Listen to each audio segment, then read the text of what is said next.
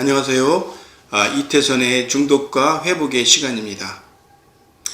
오늘은 알코올 중독의 증상에 대해서 세부적으로 그 많은 증상 중에서 한 가지에 대해서 여러분들과 함께 시간을 나눠보기로 하겠습니다.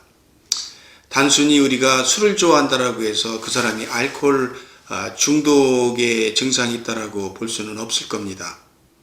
세상에 많은 사람들은 여러 가지 그 술 맛에 대한 그 취향에 대해서 즐겨 하기도 하고, 또 그리고 긴장된 삶의 연속선상에서 잠시 잠깐 중단하고 한 잔의 술로부터 정서적인 그 안정감을 맛보기 위해서 즐겨한 그런 시간도 있을 겁니다. 그래서 단순히 우리가 술을 마신다고 해서 문제는 아니겠죠. 그러나 알코올 중독의 그런 단계로 빠져들어갈 때 사람들은 이 술 취함을 즐기게 됩니다. 술에 취하는 그런 기분, 정서, 이런 것들이요. 오래전에 그 미국의 심리학자 젤리네이기라고 하는 사람은 사람이 알코올 중독이 심화될 때 그 단계별로 나타나는 그 사람의 심리적 특성들을 나열한 것들이 있는데요. 그것이 바로 이제 그 젤리네이의 그 U 커브라는 그런 이론입니다. U 커브는 이렇게 그 U자로 이렇게 커브가 되는데, 점점 알코올 중독의 증상이 심화되면서 사람은 점점 그 하강 곡선을 이루면서 그 사람들의 심리가 굉장히 그 혼동 속으로 빠져들게 되고 결국은 도덕성의 타락으로까지 연결되는 그러한 악순환을 거듭하게 된다라고 보고 있습니다. 그러면서 그 알코올 중독자가 결국은 자기 자신의 문제를 받아들이고 인식해 나갈 때 급기야 그것은 바닥을 친다라고 이렇게 하면서 가장 밑바닥을 인정할 때 비로소 그 사람은 회복의 과정으로 올라간다라고 하는 주장입니다. 그렇겠죠? 자기 자신의 가장 근본적인 문제를 철저하게 인정을 하게 되면 그 다음은 사람은 회복하게 되는 겁니다. 그런 의미에서 오늘 알코올 중독의 심리적인 그 쇠퇴 과정에서 가장 대표적인 것, 정서적 혼돈과 윤리적 가치관의 무감각, 이 부분에 대해서 우리가 한번 좀 말씀을 나눠보고자 합니다. 알코올 중독으로 이 정서가 점점 그 쇠락해 갈 때 사람들이 나타나게 되는 것은 마음속의 죄책감과 수치감입니다. 사람은 양심이 있기 때문에 자기 자신이 무슨 짓을 한다라고 하는 것을 이렇게 그 스스로 자각하고 느끼게 되죠. 보통은 그렇습니다.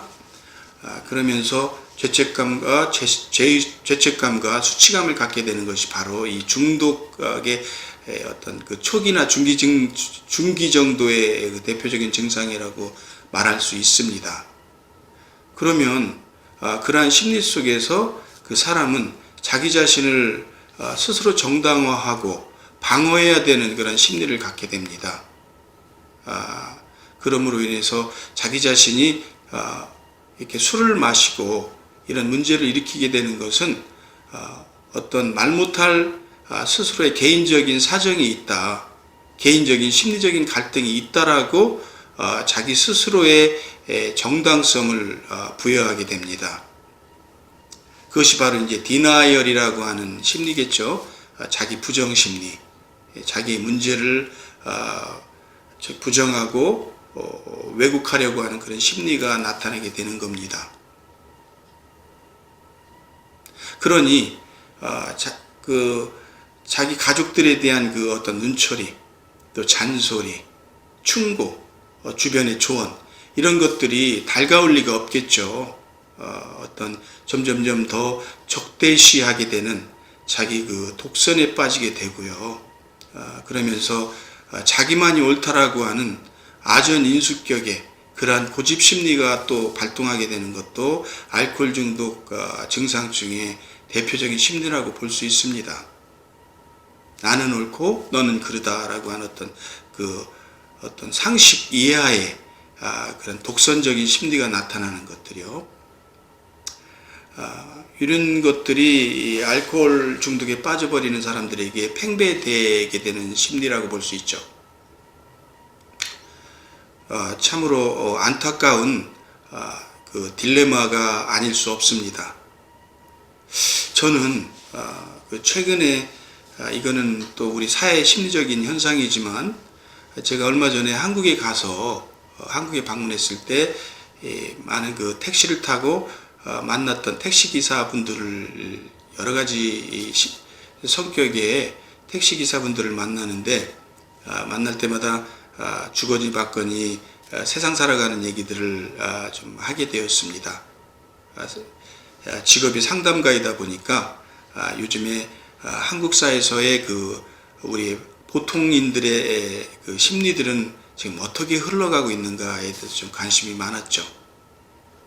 그러나 적지 않은 수의 그 택시기사분들의 그 견해에 대해서 매우 놀라지 않을 수 없었습니다. 최근에 벌어졌던 그 조국 사태, 조국의 그 비윤리적이고 비도덕적인 이러한 가치관에 대해서 얘기를 하는 것이 왜 조국만 가지고 그러느냐, 요즘 한국 사회가 다 그렇고 그런 거 아니냐, 이런 얘기들로 논리를 폈습니다. 그러니까 그에게 너무 심하게 그렇게 정죄하지 말라 하는 그런 거였죠. 그리고 또 최근에 어떻습니까? 민주당의 인재 영입, 이혼가요? 그 젊은이들 보니까 그 젊은이 역시도 그 같은 맥락의 논조를 펼치고 있었습니다. 어떤 요즘 한국인의 관행하시겠는가? 참으로 아찔한 그러한 그 윤리적인 그 가치관이라고 볼 수 있습니다. 정말 놀랄 일이죠. 우리가 이렇듯 그렇다고 해서 뭐 그 젊은이 그러면은 알코올 중독자냐? 그건 알 수가 없죠. 알코올 중독은 나이가 많이 있다라고 해서 알코올 중독의 확률이 많고 젊은이이기 때문에 알코올 중독이 없다라고 이렇게 우리가 판단 내리지 않습니다. 언제부터 굉장히 어린 나이부터 사람들은 술을 즐겨 마실 수도 있고 빠르게 알코올 중독이 발전할 수도 있고요. 여하튼 우리가 그 술만 가지고 중독이라고 볼 수는 없고 이 중독의 심리가 심하게 되면은 우리가 그 도덕적, 윤리적인 가치관에 혼동을 가져오게 되고 세상의 보편적 윤리에 대해서 저항감과 반항감을 가지기 시작합니다. 왜냐하면 자기 자신이 그 보통의 삶을 살고 있다라고 믿지를 못하고 있기 때문에 스스로가 궤변론을 만들게 되는 그런 오류에 빠지게 되는 거죠. 저는 이제 그 알코올 중독 상담을 하면서 많은 우리 중독자들이 오래전부터 정말로 그 건강하고 그 진솔한 자기 그 양심을 이렇게 그 마비된 그런 상태에서 살아가는 경우를 보편적으로 보게 됩니다. 왜냐하면은 자기 삶에 대한 정당성을 너무도 독선적으로 주장하고 살아왔기 때문입니다. 그래서 그 굳어진 양심과 도덕성을 이렇게 풀어 헤쳐서 정화시키고 순화하는 그러한 과정들을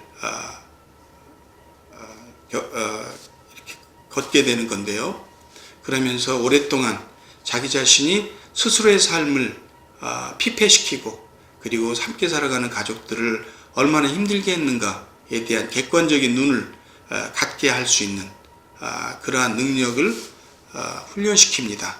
그러면서 점점 자기가 어떻게 살아왔는가, 술이라고 하는 이 괴물이 자기의 삶을 얼마나 초토화시켰는가, 그리고 자기의 그 잠재력을 얼마나 사장시켰는가, 이러한 것들을 바라다보게 만드는 능력을 길러줘서 자기 스스로의 삶의 회복은 물론이고 가족들의 받은 그 상처와 그 아픔을 어루만져 줄 수 있는 그런 능력자들로 일깨워주는 상담을 진행하게 됩니다. 여러분, 이 중독이라고 하는 이것은 우리가 어떻게 대표적으로 진단할 수 있냐면은 우리 삶의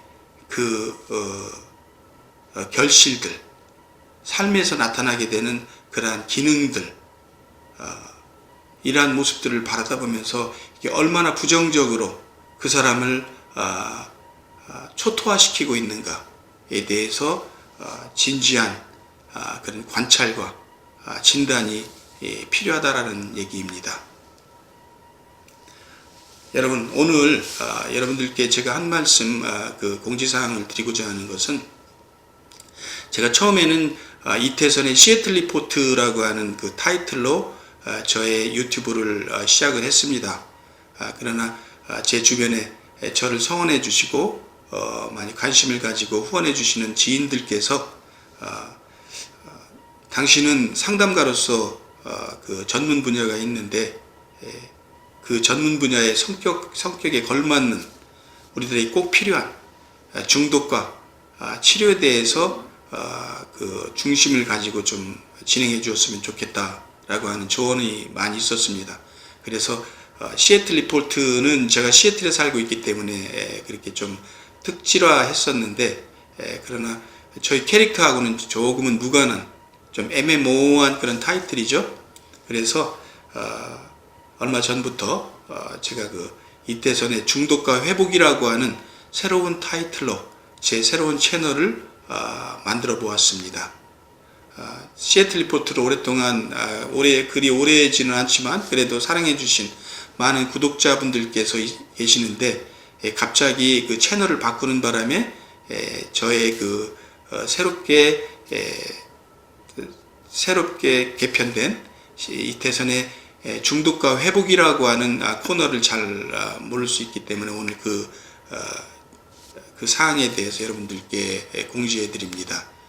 시애틀 리포트를 성원해 줬던 많은 구독자 여러분께 감사드리면서 새롭게 편성된 이태선의 중독과 회복이라고 하는 중독과 회복 그 채널에 다시 한번 좀 다시 찾아주셔서 구독 버튼 눌러주시면 감사하겠습니다. 감사합니다.